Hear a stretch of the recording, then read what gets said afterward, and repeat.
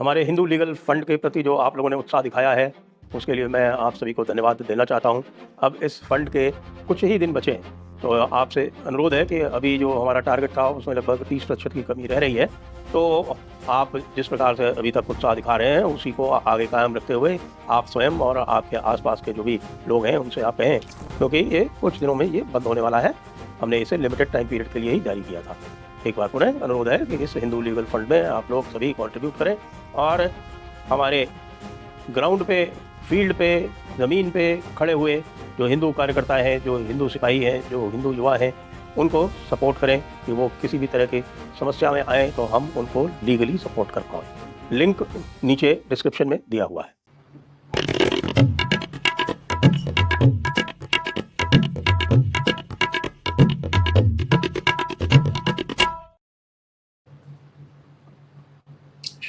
नमस्ते, आप सभी का स्वागत है आज के इस कार्यक्रम में। हमारे साथ है अमन शाही, जिनका मैं स्वागत कर रहा हूँ। और आप सभी से अनुरोध है, कृपया हमारी चैनल्स को, जयपुर डायलॉग्स को और घूमता आईना को, दोनों को सब्सक्राइब करें और वीडियो को लाइक भी अवश्य करें। तो अनुपम जी, स्वागत है आपका। Thank you sir. तो आज बकरीद है, आपका अखबार आज बंद नहीं है, ऐसा कैसे हुआ? एक शायर हुए हैं, ये इब्ने इंशा नहीं है, दूसरे शायर हैं। इंशा अल्लाह खान इंशा इनका नाम है। तो इनका शेर है जो मैं हर बकरीद पे लिखता हूँ। ये अजीब माजरा है कि बरोज बरोज ईद कुर्बा, मतलब बड़ी अजीब बात है कि कुर्बानी की ईद के दिन वही जबा भी करे हैं, वही ले सबाब उल्टा, वही काट भी रहे हैं, उन्हीं को पुण्य भी मिल रहा है। कमाल की बात है। कुर्बानी बकरा दे रहा है, कुर्बानी बकरा दे रहा है और सवाब आपको मिल रहा है। वाह भाई वाह, कमाल के हैं। अजी साहब, इस बार तो बड़ा गजब हो गया। मतलब ठीक से सवाब भी नहीं मिला, ठीक से बकरे कटे मेरा भी तो नहीं, चारों तरफ हाय हाय हो रही है। ये तो आज की बात है साहब। मैं तो 10 साल से, मेरा जो एनिमल फार्म करके एक एनिमल शेल्टर है, वो यहाँ सिविल लाइंस, मतलब शहर के बीचों बीच में बच्चे बैठ जाते हैं इस तरह की ये लगा के। कटा तो बकरा दिख नहीं रहा ठीक से, क्या है ये? नहीं दिखाई नहीं दे रहा ठीक से। अच्छा, बंद हो गया। ये कह रहा है कि कटा तो बकरा, कुर्बानी आपकी। ये देखिए, ये मेरे शेल्टर के ये लोग एकदम बकरीद के दिन शहर के बीचों बीच ऐसे बैठ जाते हैं। अच्छा। ये देखिए आप। अरे बाप रे बाप, ये आप तो देखिए, इस्लामोफोब है। प्रदूषण रहित बकरीद बनाए, बकरा नहीं सेवई खाए। भाई भोपाल में तो देखिए लोगों ने वर्चुअल बकरीद भी शुरू कर दी। मुझे पता नहीं कि वो मुस्लिम है कि हिंदू है, लेकिन उन्होंने मिट्टी के बकरे बना बना के बांटे हैं। और आज आपको ध्यान हो कि करीब 15 वर्ष बाद पीटा भी जागृत हो गई और पीटा ने भी कुछ कह दिया बकरीद के बारे में। पिछली बार एक बार रोकने की कोशिश की थी, बड़ी पिटाई हुई थी, उसके बाद तो बहुत जमाने तक गायब रहे थे। आज वापस जागे हैं। मुझे लगता है कि कुछ तो हुआ है, हवाओं में कुछ तो हुआ है ऐसा, जिससे उनकी भी रगें फड़फड़ा रही हैं। क्या हुआ है? नहीं देखिए, वो मुंब्रा से वो एमआईएम की पार्षद है, क्या साहिर शेख, क्या तो वो जो जिसके ऊपर फर्जी ओबीसी सर्टिफिकेट बनाने का मुकदमा चल रहा है उसको जेल भी जाएगी अभी। तो कह रही थी, बताइए हिंदुओं में भी तो पहले वो अश्वमेध यज्ञ होता था और बलि प्रथा थी। तो मैंने उसको कहा, हमने कहा भाई बलि प्रथा तो हिंदुओं ने खुद ही खत्म कर दी, अब हम नारियल फोड़ते हैं। और जहां तक अश्वमेध यज्ञ है, उसके लिए हमने मोटा भाऊ को छोड़ दिया है, वो अपना पूरे अश्वमेध यज्ञ में लगे हुए हैं। तो हमारे यहाँ बकरे कटने और ये सब कटना बंद हो गया। वो गड़ी माई फेस्टिवल होता था 4 साल 5 साल में एक बार नेपाल में, वो भी रुक गया। जो हमारे यहाँ मंदिरों में भैंसे बकरे कट रहे थे, वो भी रुक गया। जो एक आध बचा है, उस पर सुप्रीम कोर्ट ने नोटिस दे रखी है। लेकिन आप पूरी दुनिया में अभी तक आप 1500 साल पुराने उसमें अटके हुए हो कि नहीं साहब। अच्छा, आप हजरत इब्राहिम की बात करते हैं। हजरत इब्राहिम अपने लड़के कुर्बानी दे रहे थे भाई, अपने लड़के। ये कौन सी कुर्बानी हुई कि बकरा काट के खा लिया आपने, कहा कुर्बानी हो गई? कमाल नहीं, पहले बकरे को अपना लड़का मानते हैं, फिर कुर्बानी देते हैं। हाँ, तो ऐसे ही है, मानने का, मान के अब इसको क्या कहा जाए बताइए। दूसरी बात ये है कि साहब कि आपने बड़े बड़े बल्कि पूरे भारत में इस तरह का अघोषित आपातकाल लागू कर दिया कि गाय नहीं काट पाए बेचारे। तमिलनाडु तक में, और कुछ नहीं तो तमिलनाडु में काऊ स्लॉटर लॉ नहीं है, तो हाई कोर्ट बीच में कूद पड़ा। तो अब ऐसे में तो कैसे जिएगा बेचारा मुसलमान? पता नहीं, हमको तो उत्तर प्रदेश के जितने मौलाना हैं बड़े बड़े, मैंने कल अपने शो पे दिखाया उनको। वो एक एक कह रहा है कि सड़क पे नमाज पढ़ना हराम है, दूसरा कह रहा है गाय हमारी माता है।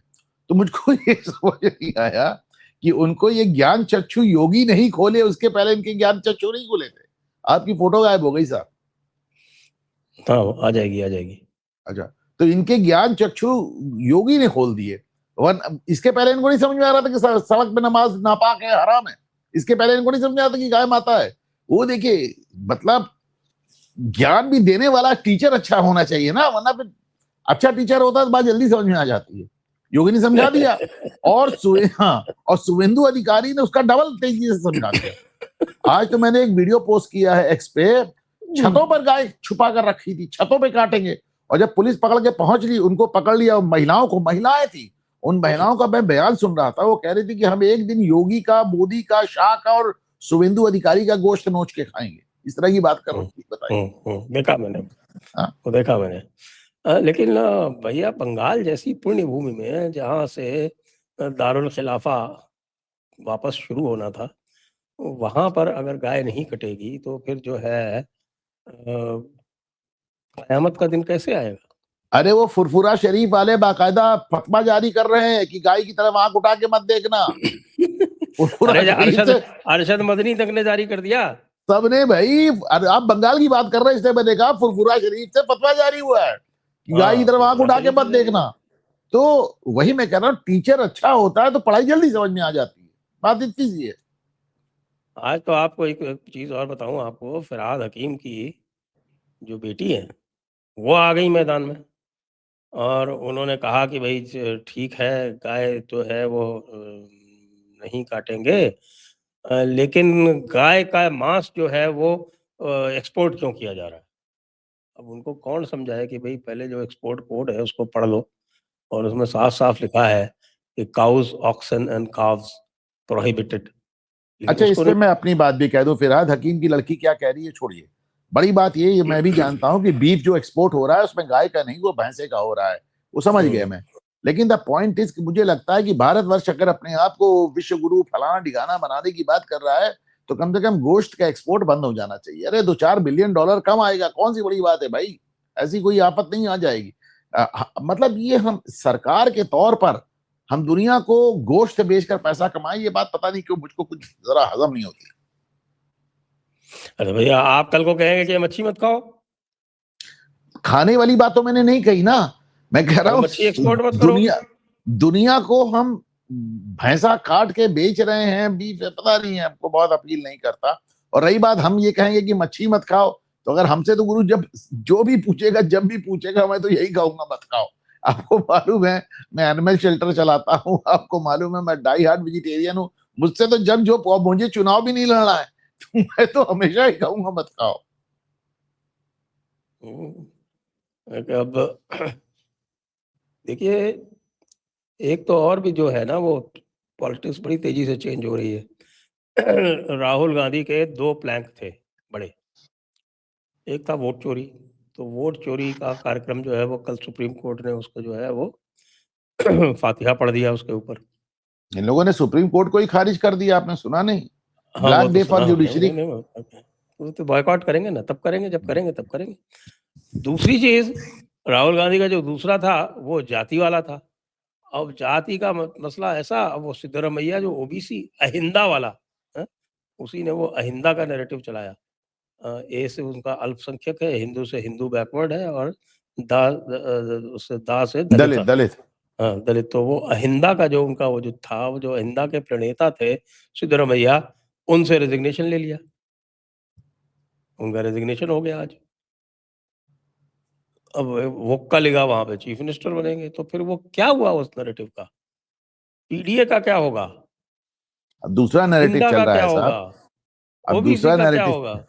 जब सिद्धारमैया से जब 6-7 महीने 1 साल में हाथ पैर जोड़ के इस्तीफा ले लिया गया है, तो अब दूसरा नैरेटिव चल रहा है, राहुल गांधी मर्द है, राहुल गांधी लीडर है, राहुल गांधी महान है, राहुल गांधी हाई कमांड है, राहुल गांधी जिधर देख लेते हैं विकेट गिर जाता है, इस तरह के नैरेटिव चल रहा है। देखिए ना, अब तो ये नैरेटिव चला कि या तो इंदिरा गांधी के कहने पे इस्तीफे होते थे, राहुल गांधी के कहने पे इस्तीफे होते हैं।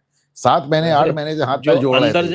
अंदर की खबर जो जानते हैं वो सब कहते हैं कि साहब कि प्रियंका गांधी के कहने पे हुआ है, राहुल गांधी तो नहीं चाहते नहीं, थे। किसी के कहने पे नहीं हुआ इस्तीफा। मैं आपको बता रहा हूँ इस्तीफा क्यों हुआ। इस्तीफा इसलिए हुआ है, जब सिद्धारमैया ये कहते हैं कि मेरे साथ 50-60 विधायक हैं, तो ठीक कहते हैं, लेकिन वो जो 50-60 विधायक है, उन्होंने सिद्धारमैया पे दबाव बनाया कि मुख्यमंत्री जी, अगर आप पार्टी तोड़ देंगे, अगर आप सरकार गिरा देंगे, तो हमको क्या मिलेगा, और वैसे भी दोबारा लौट के आना हमारा अभी से बहुत मुश्किल है, तब आप चले ही जाओ।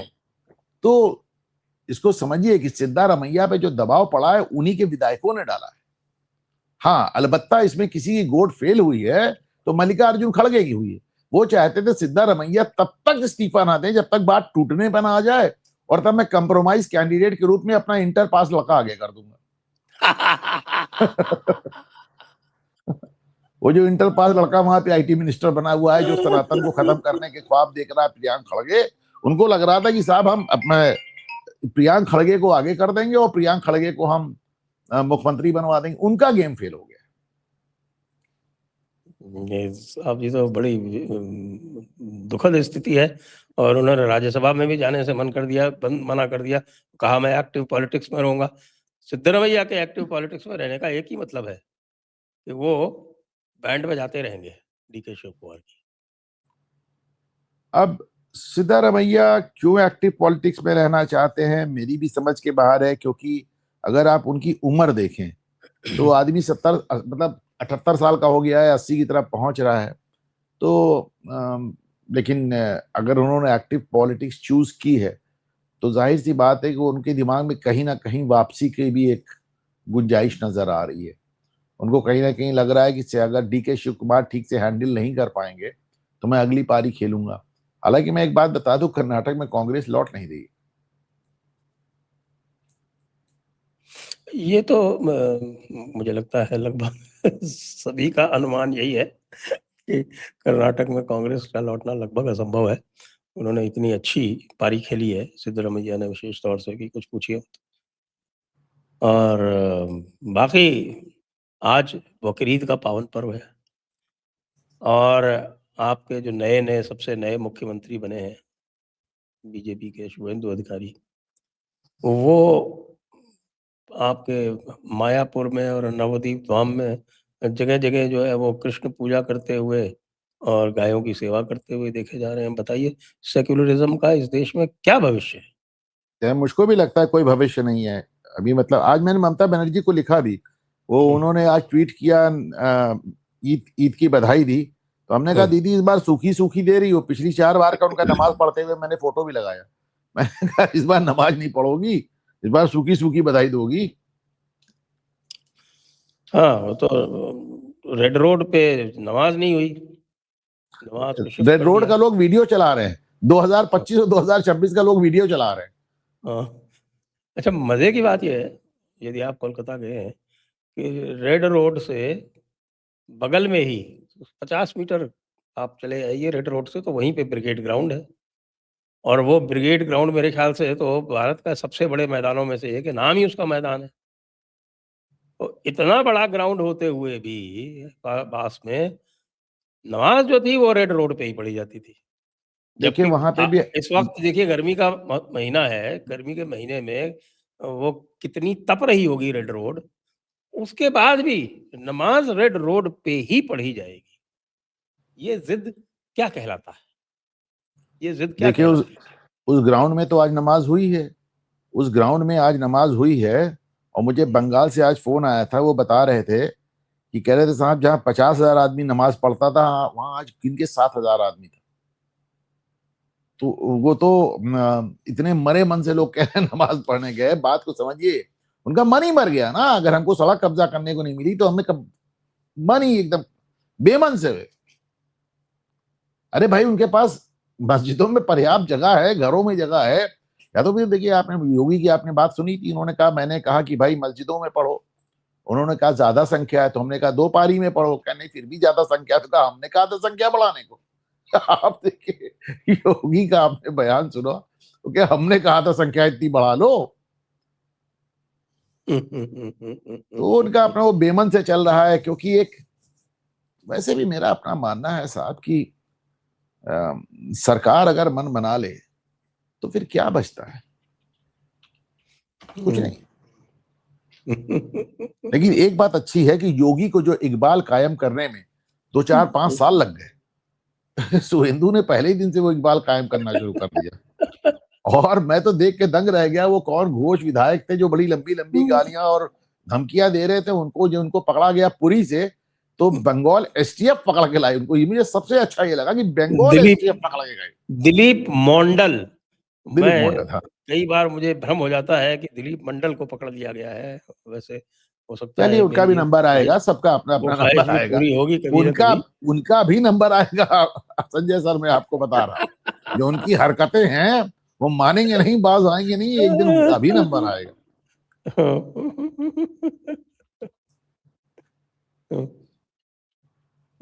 तो ये तो साहब बड़े कष्ट की बात है आपके लिए भी। यहाँ भी उत्तर प्रदेश में तो कहीं अब नमाज होती ही नहीं सड़कों पे। नहीं, बिल्कुल नहीं होती है, और कुर्बानी भी खुले में नहीं होती है। और योगी ने तो ये तक कह रखा है कि अगर नालियों में भी खून बहता नजर आया तो उन घरों को चिन्हित करूंगा। तो आपको तो योगी का अंदाज मालूम है। हमारे यहाँ ये सब एकदम बंद हो चुका है। बस और हैदराबाद में जरूर हो रही है जोर शोर से। हैदराबाद में तो 6 दिन पहले से सड़कों पे खून बह रहा है। मैंने दिखाया था जुबली हिल्स का। जुबली हिल्स में 6 दिन पहले से सड़कों पे खून बह रहा है। तो हैदराबाद का भी उद्धार होगा। मुझे लगता है कि हैदराबाद भी अब उद्धार के लिए तैयार है। और जहां जहां इनका जो वो पूरा जो मुस्लिम नैरेटिव है वो पूरी तरह से ध्वस्त हो चुका है। इसीलिए बेचारे आलम उलमा जो है वो सोच रहे हैं कि यार ये हमारा मुस्लिम कंसोलिडेशन वाला कार्ड तो अब चल नहीं रहा है। जब 35% वाले असम में नहीं चला और 30% वाले बंगाल में नहीं चला, तो फिर 19% वाले यूपी और 17% वाले बिहार में कैसे चलेगा। अब उनके पुनर्विचार हो रहा है कि भाई मामला गड़बड़ होता जा रहा एक्चुअली ये बात अखिलेश यादव को परेशान कर रही कि बिहार में उत्तर प्रदेश से दोगुने यादव हैं, बिहार हार गए। बंगाल में उत्तर प्रदेश से दोगुना मुसलमान, फिर भी बंगाल हार गए। तो उनको ये बात परेशान कर रही है कि यार ये कैसे फिर हमारा एमवाई समीकरण होगा क्या। जहां तक मुस्लिम वोट बैंक की बात है, एक बात बहुत साफ हो चुकी है, मुस्लिम वोट बैंक की चर्चा तो बहुत हुई, पर देवल कोई भी नेता मुस्लिम वोट बैंक से नहीं जीतता था। ये बात बंगाल में और असम में साबित हो गई। अरे भाई, जो नेता जीत रहे थे उनको हिंदू ही जिता रहा था, और जब हिंदू ने नजरें फेर की ली तो हार गए। सिंपल। इस देश में एक ही वोट बैंक है, उसका नाम हिंदू वोट बैंक है। जब चाहा तुमको जिताया और जब चाहा इनको जिताया। जब तक हिंदू कांग्रेस को जिता रहा था, कांग्रेस जीत रही थी। हिंदू ममता को जिता रहा था, ममता जीत रही थी। हिंदू लालू को जिता, लालू जीत रहे थे। हिंदू मुलायम को जिता रहा, मुलायम जीत रहे। हिंदू मायावती। जिस समय हिंदू ने नजरें फेर ली, आप ध्वस्त हो गए। मैं मुस्लिम वोट बैंक की पोल इसलिए कहता हूं खुल गई, क्योंकि जो वोट बैंक ना हरा सकता है ना जिता सकता है, 12 साल से कोशिश कर रहा है मोदी को हराने का, योगी को हराने का, वो नहीं हरा पा रहा है। और इतनी लगातार 12 साल से कोशिश कर रहा है। देखिए, वो ममता को नहीं बचा पाया, केजरीवाल को नहीं बचा पाया, लालू यादव को नहीं बचा पाया। तो ये कैसा वोट बैंक है, ना जो हरा सकता है ना जिता सकता है। इस देश में 80% हिंदू है और एक ही वोट बैंक है, हिंदू वोट बैंक है। उसने जब चाहा दूसरे लोगों को जिताया। आज वो भाजपा को जिताना चाह रहा है, भाजपा को जिता रहा है। Simple as that. हाँ, और रही सही कसर अमित शाह पूरी कर दे रहे। छोटे अमित मोटे शाह बेचारे उसी बांग्लादेशी हुआ करते थे, उनको सबको बाहर भगा रहे हैं। और ऊपर से ये तुर्रा और के साहब की अब हम 15 किलोमीटर में कोई अवैध निर्माण नहीं रहने देंगे। बॉर्डर एरियाज का दौरा कर रहे हैं। अमित शाह ईडी ने को यह भी कहा है कि हम वहां ईडी दलदलों को में फोर्टिफाई कर रहे हैं। सांप बिच्छू और घड़ियाल छोड़ देंगे। सुना है कि उनका ऐसा कहने के बाद टीएमसी के कई नेता भूमिगत हो गए। उनको लग रहा है अमित शाह उन्हीं को दलदल में फेंकने की बात कर रहे हैं। वो सांप बिच्छू घड़ियाल की बात कर रहे थे। हाँ। लेकिन एक बात साबित हुई है फिर से कि इस बार सरकार ने इस इशू को बहुत सीरियसली टेकअप किया है। बहुत सीरियसली टेकअप किया है। और मैं देख रहा था वो कौन डॉक्टर राव है, एक लेडी हैं जो इस कमेटी में है, उनका एक रिसर्च पेपर मैं देख रहा था माइनॉरिटीज पे जो उन्होंने पेपर लिखा है। तो इस बार सरकार जो है, एक जो हाई पावर्ड कमेटी उन्होंने हाई लेवल कमेटी बनाई है, इसके आपको असरात नजर आएंगे, इसके आपको नतीजे नजर आएंगे। ये डेमोग्राफिक चेंज वाली जो है ये क्या रिकमेंडेशन करती है? बहुत सारी चीज़ें हैं। सबसे पहले तो मैं यही कहता हूँ कि भैया जो सेंसस है वो ठीक से करवा लो, क्योंकि सेंसस में पॉपुलेशन बढ़ा के दिखाने की ये आज की नहीं, बहुत पुरानी बीमारी है भाईजान लोगों की, बहुत पुरानी बीमारी है। पहले वो एक्स्ट्रा राशन के चक्कर में किया करते थे, अब बाकी स्कीम्स के चक्कर में करते हैं। तो जम्मू कश्मीर का तो बहुत ही बड़ा स्कैंडल है, बहुत ही बड़ा स्कैंडल है। अब ये थोड़ा सा जरा अब ये जो हमारे होनहार गुंडों के प्रति जो अनादर हो रहा है पश्चिम बंगाल में, उसकी बात कर लेते हैं। हमें पता नहीं था कि कितने होनहार गुंडे हैं वहाँ पर, और इतने होनहार गुंडों के प्रति अत्याचार हो रहा है, इसके बारे में कुछ कहें आप? जैसे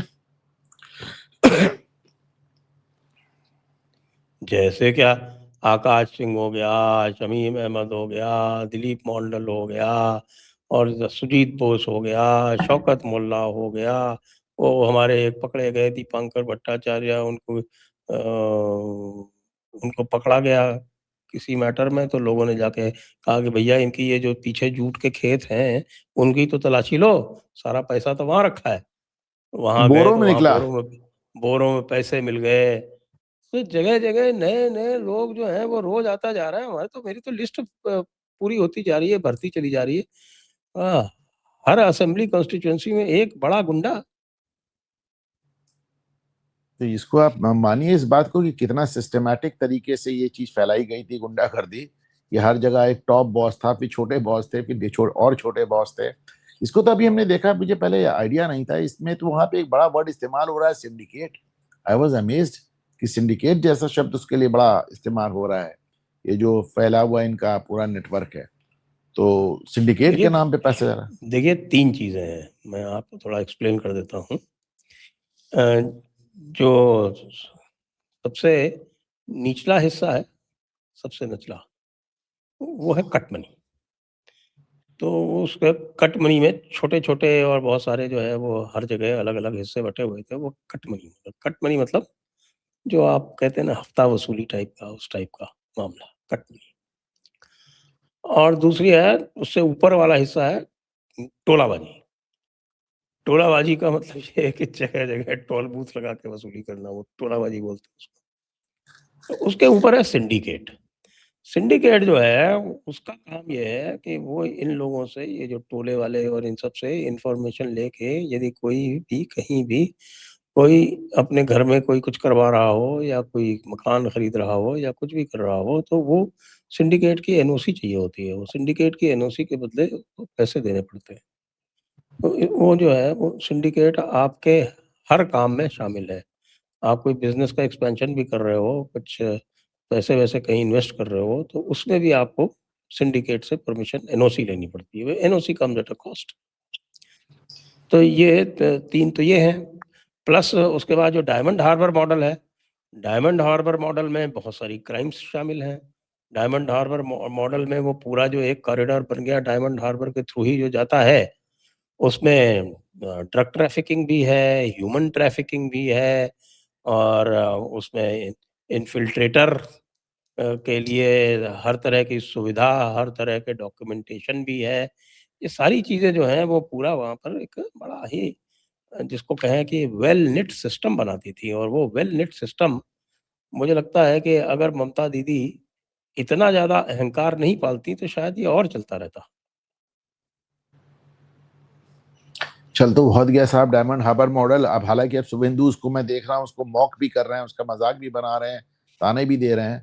लेकिन जितना डायमंड हार्बर मॉडल के बारे में जितनी चीजें निकल के आ रही हैं सामने, वो बड़ी टेरिफाइंग है साहब। बहुत वो एक उसको आप अपराध अपराध की श्रेणी में नहीं रख सकते। ये तो एकदम इंटरनेशनल कार्टेल एक नजर आ रहा है, और इतनी सुव्यवस्थित तरीके से हो रहा था। ये तो कोलंबिया ओलंबिया जैसा हाल हो गया इसका। मतलब जहां पूरा सरकार उसमें एकदम पूरी तरह संलिप्त है, और it was really very scary. अगर ये कुछ दिन एक टर्म भी ममता को और मिल जाता, मुझे लगता है तो कोई एक बड़ी घटना हो सकती थी। मुझे तो ये लगता है कि ममता दीदी का तो पूरा प्लान था, जो ये कहते रहते हैं ना ग्रेटर बांग्लादेश वाला, that seems to be something real. अब ऐसा लग रहा है देख के। यहाँ समझ में तो आ रहा है कि साहब जैसे केजरीवाल पंजाब के मुख्यमंत्री बनना चाह रहे थे, ये बंगाल के प्रधानमंत्री बनना चाह रहे थे केजरीवाल खालिस्तान के, उस तरह ममता बनर्जी भी कहीं ना कहीं बंगाल की प्रधानमंत्री बनना चाह रही थी, एक संयुक्त बंगाल की। और उनका अपना एक तरीका था। देखें क्या कहा जाए, बहुत समय रहते इनसे छुटकारा मिल गया। बहुत हालांकि अभी समय भी वहां पे जो रहा। डैमेज नजर आ रहा है वो बहुत ज्यादा है, बहुत ज्यादा है, और उस डैमेज को भी रिवर्स करने में बहुत समय लगेगा। अभी ठीक है, ये आपको शुभेंदु अधिकारी हो या कोई भी हो, तमाम छोटी मोटी हरकतें करते नजर आ रहे हैं, लेकिन नहीं, छोटी मोटी नहीं है, तो काफी सिस्टमैटिक है। जो बॉर्डर एरियाज का जो टेकअप किया है, खासतौर से जो ये ऑर्डर जारी किया गया है, बीएसएफ को कहा गया है कि कोई भी इलीगल बिल्डिंग 15 किलोमीटर के रीजन में जो भी है उसको सबको आप डिमोलिश कर दीजिए। उनका जो है वो एरिया ऑफ ऑपरेशन तो 50 किलोमीटर पहले भी बढ़ाया गया था, जिसको तो बड़ा अपोज किया था, ममता ने भी किया था, तो एरिया भगवंत ऑफ मान ने भी ऑपरेशन तो किया था। पूरे हिंदुस्तान में बढ़ गया था, उसमें वो पंजाब पूरे में भी उसका हिंदुस्तान में था। पंजाब में बड़ा विरोध आया था। पंजाब में भी विरोध आया था उसका। पंजाब में तो उनके जो है वो ड्रग्स की बिजनेस को बड़ा प्रॉब्लम हो गई थी, क्योंकि वो सारी की सारी जो थे वो एरिया ऑफ बीएसएफ के। ऑपरेशन बढ़ाने से संजय सर याद आया, सुना है ईडी का एक्सपेंशन हो रहा है। ईडी का एक्सपेंशन हो रहा है, वो मैं बोला भी बीच में। ये तो बड़ी मजेदार बात है। कह रहे हैं सैकड़ों नए कर्मचारी आ रहे हैं, नए नए दफ्तर खुल रहे हैं, नया नया स्टाफ, गाड़ी घोड़ा, बिल्डिंग, और बहुत बड़ा एक्सपेंशन हो रहा है ईडी का। ये तो देख के मुझे हंसी आ गई। अच्छा, और ईडी डबल, वाले कहते लगभग ईडी डबल वाले किया जा कहते रहा है। हाँ, ईडी वाले कहते हैं कि हम पे साहब इल्जाम ये आता है कि हम गिरफ्तारी तो कर लेते हैं, रेट तो मार लेते हैं, लेकिन हमारा जो सक्सेस रेट ऐसा नहीं है। क्या हमारा स्टाफ नहीं है भाई? स्टाफ दीजिए, फिर हम आपको सक्सेस रेट देते हैं। तो उनको स्टाफ दिया जा रहा है। और भी परेशानी होगी अब। ईडी तो देखिए वहाँ पिनरई विजयन क्या भी पहुंच गई। और पिनरई विजयन ने इसके लिए दोष किसको दिया, ये आपने देखा?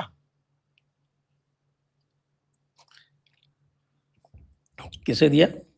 उन्होंने कहा आज राहुल गांधी बहुत खुश होंगे, वो बहुत दिनों से चाह रहे थे ऐसा हो जाए। एकदम उसी अंदाज में आज खुश तो बहुत हो गए तुम। राहुल गांधी का बयान भी आया था कि ईडी की रेट विजयन क्या क्यों नहीं पड़ रही, गिरफ्तारी क्यों नहीं हो रही है। अब वो जो पता चला कि जो विजयन की लड़की थी जिन्होंने वो मौलाना से शादी कर ली है, तो वो एक कंपनी चला रही हैं।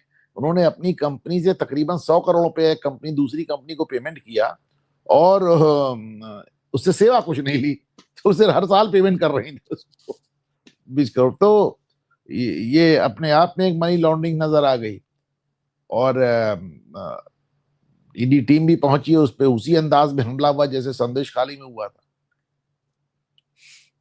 हाँ, तो ये जो एक बात और है भी है कि ये कांग्रेस, जो वीडी सतीशन की सरकार है, वो अपना पहले ही law and order test fail कर चुकी है। उसको समझ में नहीं आया क्या करें। अच्छा, एक्चुअली जब ये हुआ, क्योंकि ईडी के भी विरोध में है वो, और सीपीएम के भी विरोध में है, विजयन के भी विरोध पर में। पर तो रेट वो की थोड़ा सा डिमांड तो राहुल गांधी ने की थी। किंग कर्तव्य विमूढ़ हो गए वो, क्या किया जाए।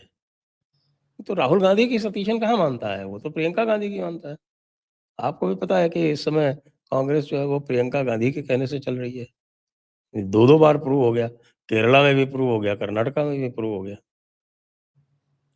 पता है सर, मैं तो इसको 5 साल से बात कह रहा हूं, तब लोग मुझ पे हंसते थे कि कांग्रेस की आखिरी जंग भाई बहन के बीच में होगी, और वो देखिए माहौल दिए। अच्छा, मुझसे लोग अभी भी पूछते हैं आप पहले क्यों कहते थे? इन लोगों का तो बड़ा पब्लिकली बहुत ज्यादा मेल मिलाप नजर आता था। हमने कहा बात राहुल गांधी और प्रियंका की है ही नहीं। बात ये कि जब मैं उत्तर प्रदेश में प्रियंका चुनाव लड़ाने आई थी 2022 वाला, लड़की हूं, लड़ सकती हूँ, तो मैंने देखा था राहुल और प्रियंका की टीम में बड़ी दुश्मनी रहती थी। तो अगर टीम में दुश्मनी, तो जाहिर सी बात है ऊपर भी कुछ ना कुछ होगा ही।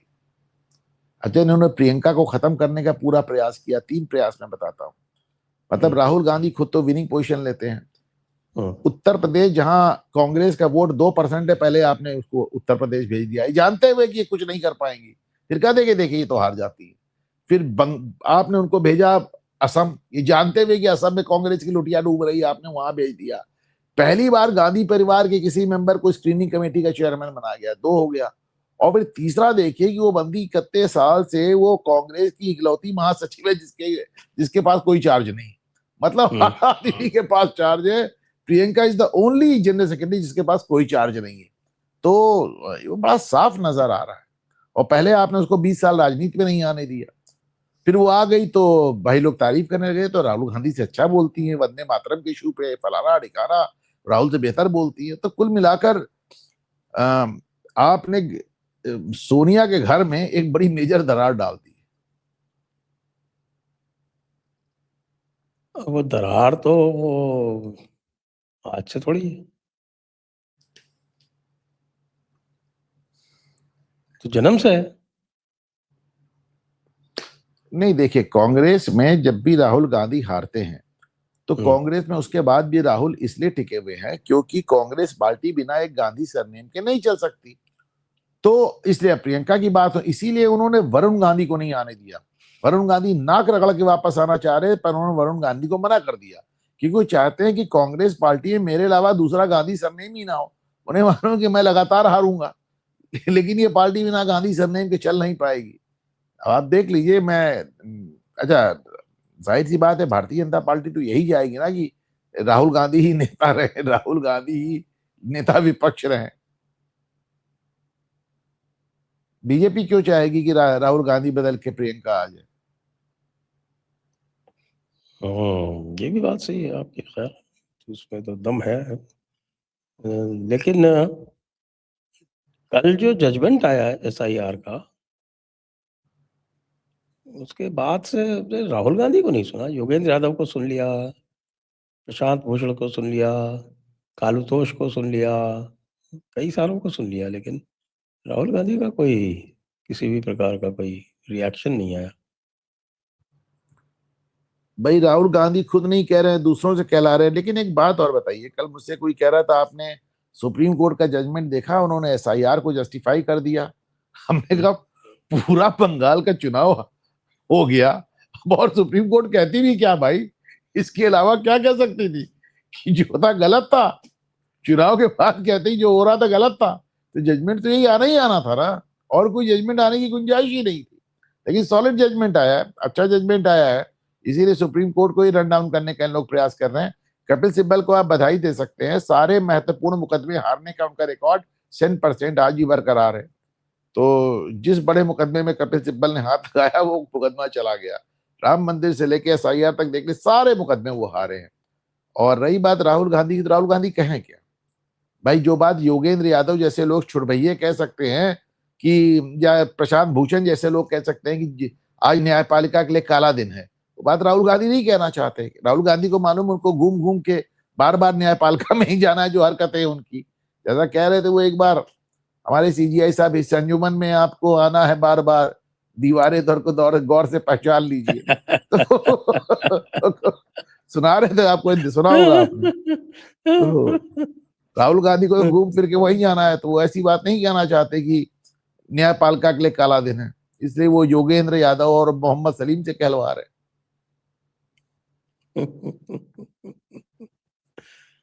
हाँ, लेकिन योगेंद्र यादव तो बहुत ही ज्यादा इमोशनल हो गए। अब तो उन्होंने ADM जबलपुर से तुलना कर दी इस जजमेंट की। ये तो थोड़ा योगेंद्र यादव जो आज कह रहे हैं सुप्रीम कोर्ट को, इसका दोषी सुप्रीम कोर्ट है। बड़े बड़े वकीलों के रहते हुए इन्होंने योगेंद्र यादव जैसे छुटभइयों को, जिनका कानून में कोई दखल नहीं, बुला के उनको 2 घंटे बहस करने की नौबत क्यों दिया? दिमाग खराब हो गया उनका। क्यों आपने योगेंद्र यादव को सुप्रीम कोर्ट में सुना?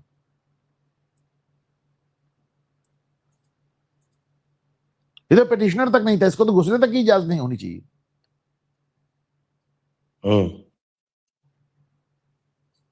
आप पिटिशनर नहीं, आप पत्रकार नहीं, आप वकील नहीं, आप मुकदमे में प्रेजेंट ही नहीं दे सकते। साहब एक पिटिशनर साहब जो है वो खुद का मुकदमा खुद लड़ना चाहते हैं, उसके लिए वो उनको खुद को अलग से एप्लीकेशन देंगे तब परमिट किया जाएगा, लेकिन उनको अच्छा सीधा ये परमिट कर दिया गया। अच्छा ये भी आज तक मैंने देखा हाई कोर्ट में होता था, जहां कभी कभी पिटिशनर को अपना मुकदमा लड़ लेने देते। सुप्रीम कोर्ट में बहुत रेयरली हुआ है। सुप्रीम कोर्ट में मैंने जल्दी नहीं देखा कि आप पिटिशनर से कह दें कि आप अपना बहस खुद करो। और ये तो पिटिशनर तक नहीं थे, ही वाज नॉट ओनली, मतलब पिटिशनर नहीं थे, ये वकील नहीं थे, ये वहां थे क्यों? इनकी तो प्रेजेंस ही बड़ी डाउटफुल है। कोर्ट में बैठने के लिए आपको बताना पड़ता है आप क्यों बैठ रहे हो। आप मुवक्किल हो, आप पिटिशनर हो, आप रिस्पोंडेंट हो, आप लॉयर हो, आप क्या हो, या फिर आप लीगल करेस्पोंडेंट हो। वो कोई वहां पे मजमा थोड़ी लगा है, नुमाइश थोड़ी लगी कि हर आदमी आगे बैठ जाए।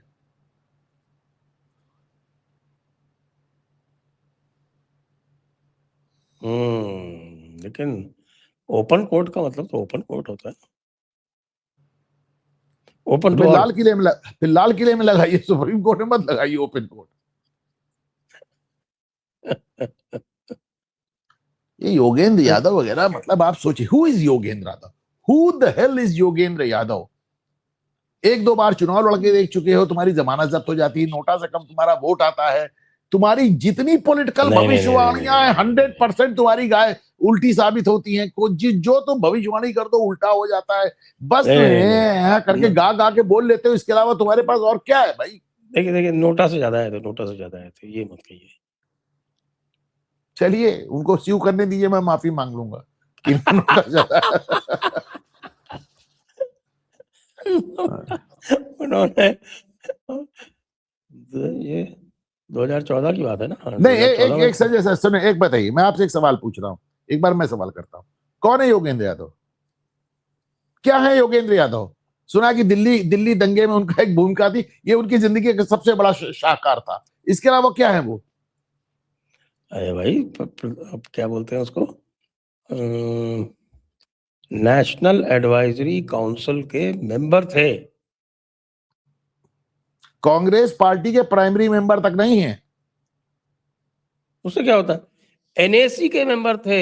एनएसी दुनिया की सबसे बड़ी एडवाइजरी काउंसिल। कमाल है साहब। और आपके क्या पास देख इसका के, कोई कैसे जवाब नहीं। देख के आपने मान लिया? एनएसी तो बड़ी डिस्टिंग्विश्ड बॉडी थी। अरे आप कुल मिला कह रहे हैं कि सोनिया गांधी के किचन कैबिनेट के मेंबर थे, और क्या भाई। ये इनकी हैसियत है ना।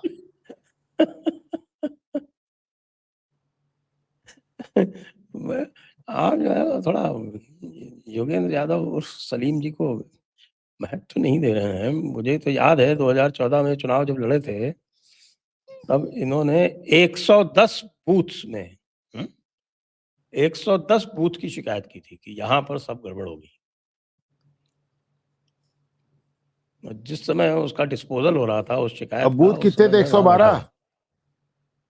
नहीं नहीं, बूथ तो केवल उन्होंने मेवात में नूह की शिकायत की थी, कितनी केवल वहां। फर्जी बातें करता है संजय सर ये आदमी। अच्छा ये बताइए, मतलब आपके घर का नाम कुछ और हो सकता है, आपको घर में संजू कह सकते हैं, मेरे घर का नाम कुछ और हो सकता है बचपन में, पर आप क्या हमारे या आपके दोनों में किसी के भी आदमी के घर का नाम मोहम्मद अजरुद्दीन हो सकता है क्या?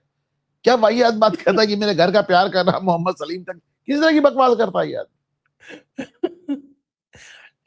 ओहो, आपने असल में इस देश के सेक्युलरिज्म की परिभाषा समझी नहीं है। आप क्या है कि आप हैं बुर्जुआ और आप हैं क्या बोलते हैं उसको, फ्यूडल।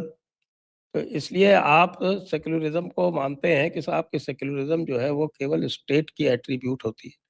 आप सीखिए कि सेक्युलरिज्म का मतलब ये होता है कि आप इस्लाम को अपने आत्मा तक आत्मसात कर लें, उसको सेक्युलरिज्म कहते हैं। सीखिए। मुझे सीखने की जरूरत नहीं है, क्योंकि ये जो आप विचारधारा बता रहे हैं, इसमें देश में आ गया है बदलाव, और उसी से सब परेशान हैं। सबकी डेफिनेशन फेल हो गई है। किसी को समझ में नहीं आ रहा है कि अब बदले हुए जमाने में अपने को रीओरिएंट कैसे करें। इतना आगे इस रास्ते में इतना आगे बढ़ चुके हैं कि रीओरिएंट करने की भी गुंजाइश नहीं है। करना तो पड़ेगा ना, यदि देश को बचाना है तो, वरना देश कैसे बचेगा?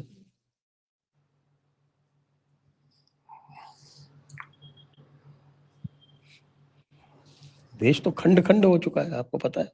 खासतौर से कल के जजमेंट के बाद में एडीएम जबलपुर रिपीट हो गया। जजमेंट पढ़ा है आपने? अब एडीएम जबलपुर रिपीट हो गया है तो हमको लगता है इन लोग के कहते कहते एक दिन इमरजेंसी भी रिपीट हो जाएगी। इस तरह की बेवकूफी की बातें ये कर रहे हैं, तो कब मोदी इतना बर्दाश्त भी कर रहा है, वो जिस दिन मोदी की जगह शाह आ गया वो बर्दाश्त भी नहीं करेगा। अभी आपने देखा था वहां पे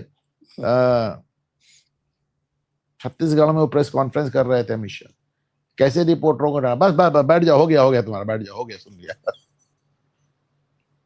अरे कम से कम प्रेस कॉन्फ्रेंस तो करते हैं, मोदी जी तो प्रेस कॉन्फ्रेंस ही नहीं करते। तो यार ये प्रेस कॉन्फ्रेंस तो कोई भी कर सकते, सबको डांट डांट के बैठा रहे थे वो। और बाकी प्रेस कॉन्फ्रेंस तो तालिबान भी करता है, लोग कह रहे थे। ये तालिबान ने प्रेस कॉन्फ्रेंस कर दी साहब। वैसे प्रेस कॉन्फ्रेंस की बात से याद आया, वो मार्को रूबियो ने प्रेस कॉन्फ्रेंस करनी बंद कर दी, उनको फंसा दिया। उन्होंने ट्रम्प को ही स्टूपिड कह दिया।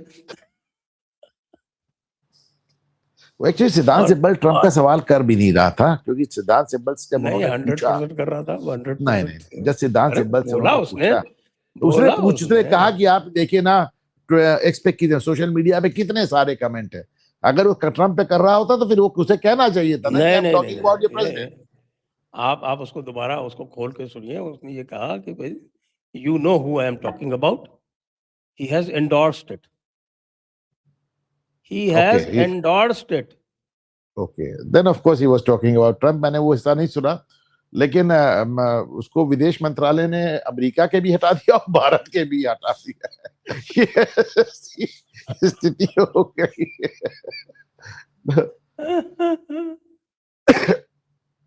मार्को रूबियो का कुछ दिन ही खराब चल रहे हैं।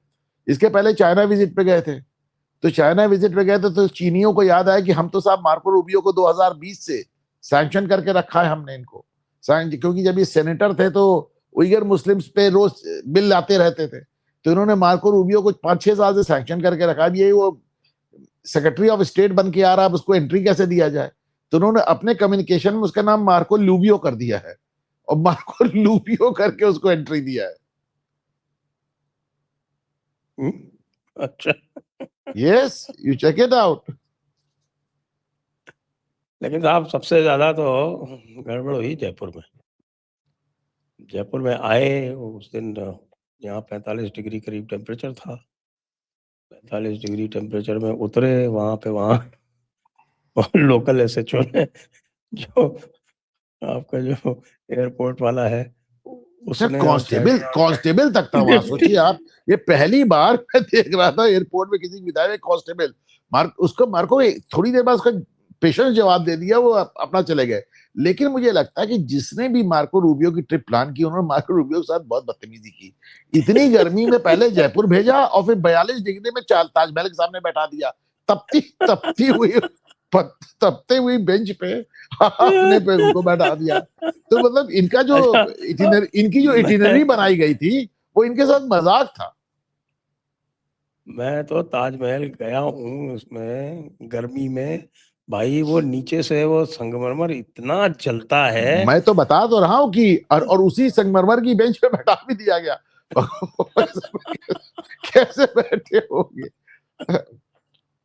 अच्छा, यहाँ पे फिर सुनिए, यहाँ क्या 3 दिन से चल रहा था कि मार्को रूबियो आएंगे, लोकल पेपर्स में मार्को रूबियो आएंगे, आमेर जाएंगे, आमेर में जलेब चौक में उनका स्वागत होगा, उप मुख्यमंत्री दिया कुमारी जी उनकी अगवानी में रहेंगी। ये 3 दिन से चल रहा।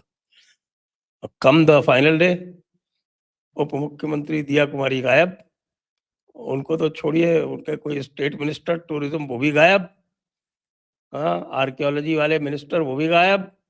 आप एक कलेक्टर तक तो आए नहीं, एक कलेक्टर तक तो आए नहीं। कोई डायरेक्टर आर्कियोलॉजी, जो कि state service officer, director archaeology ने फाइनली उनको रिसीव किया। मतलब इसका मतलब ये है कि चारों तरफ कह दिया गया था कि इस बंदे को कोई भाव नहीं देना है। रूबियो का ये वाला विजिट देख के वो जस्टिन ट्रूडो वाला विजिट याद आ रहा था। तो हाँ एकदम, लेकिन कभी कभी मुझे क्योंकि मैं पर्सनली बिलीव करता हूँ, आई मे बी रॉन्ग, मुझे लगता है कि डोनाल्ड ट्रंप की जो पूरी टीम है उसमें वही एक अच्छा पॉलिटिशियन है, बाकी सब तो पॉलिटिशियन भी नहीं है। और दूसरे वो पहले दिन से एक चाइना हॉक रहा है, वो उस जमाने से आज से 10 साल से चाइना हॉक है। और तीसरी बात, भारत को लेकर उसने आज तक कोई ऊटपटांग कमेंट नहीं किया, और मुझे कहीं ना कहीं वो इंडिया से एक सिंपैथाइजर लगता है। यस, दुर्भाग्य दुर्भाग्य ये है पूरी पूरी कैबिनेट में he is probably the only one who has हाँ पूरी कैबिनेट में, लेकिन उसको साथ सॉफ्ट इन लोगों ने कॉर्नर किया फॉर इंडिया। इसलिए क्योंकि जब मोदी गए थे व्हाइट हाउस तो उनको भी एक व्हाइट हाउस स्टाफ ने रिसीव किया था, आपको याद होगा। तो जाहिर सी बात है वो सब जवाब तो देना ही था। अनफॉर्चुनेटली एक गलत आदमी को जवाब दिया गया। मुझे उस आदमी की राजनीति बेहतर लगती है, ट्रंप के पूरे कैबिनेट में सबसे बेहतर लगती है। और एक फाइनल बात और भी, क्योंकि जो मार्को रूबियो का जो ट्रिप था वो कहीं ना कहीं एक बार जेडी वैंस से भी कंपेयर हो रहे थे, क्योंकि आप जानते हैं कि ट्रंप के जाने के बाद यही दोनों कंटेंडर हैं कि अगला राष्ट्रपति कौन।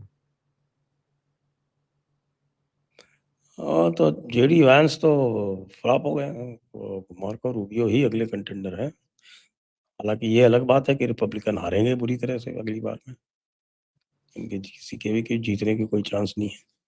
अगर अगले 2-2.5 साल तक अमेरिका सलामत रहा ट्रंप साहब के चलते, तो मतलब देखिए क्या होता है। अब तो देखिए वो ओमान को धमकी दे रहे हैं, उड़ा देंगे।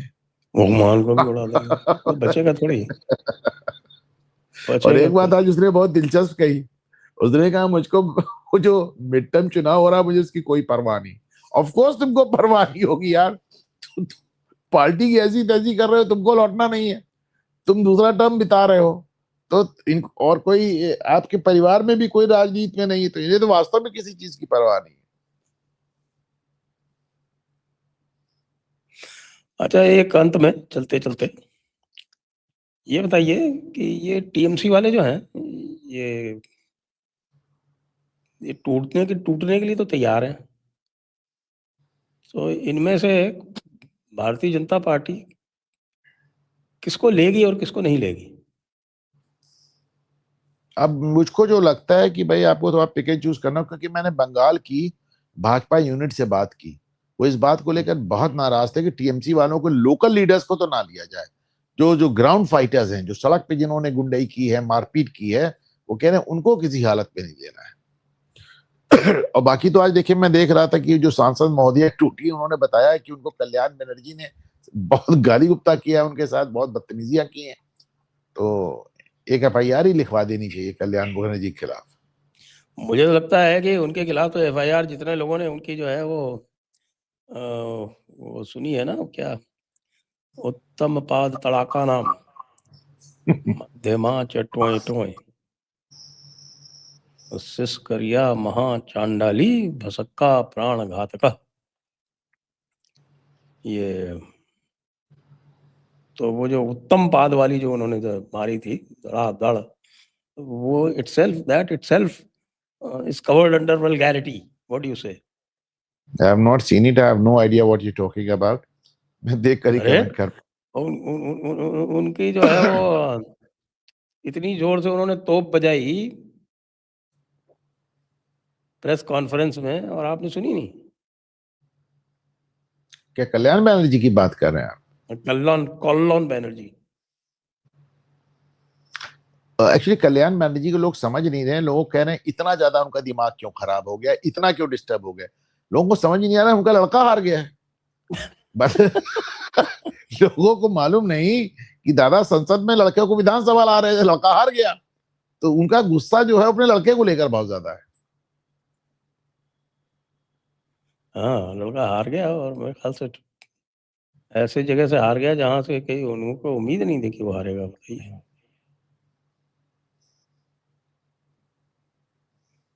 बुरी तरह से हार गया। Uttarpara, contesting from Uttarpara. तो मतलब इतनी सेफ सीट दिलाई थी, वो भी लड़का हार गया। तो दादा बहुत डिस्टर्ब है इस समय।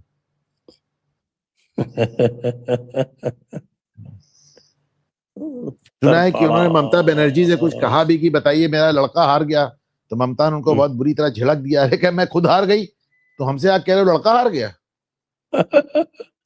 अब वैसे तो देखिए, उनका लड़का जो है केवल 10,000 वोट से हारा है, 10,415 वोट से। तो पहला ममता चुनाव था बनर्जी से उसका, तो बेटर परफॉर्मेंस है। पहला चुनाव था उसका। पहला चुनाव था तो शीर्षन्य बंदोपाध्याय, शीर्षन्य बंदोपाध्याय। तो चलिए आज की चर्चा को विराम देते हैं यहीं पर। सभी दर्शकों को बहुत बहुत धन्यवाद, अनुपम जी को भी बहुत बहुत धन्यवाद। जय हिंद, जय भारत, वंदे मातरम। वंदे मातरम।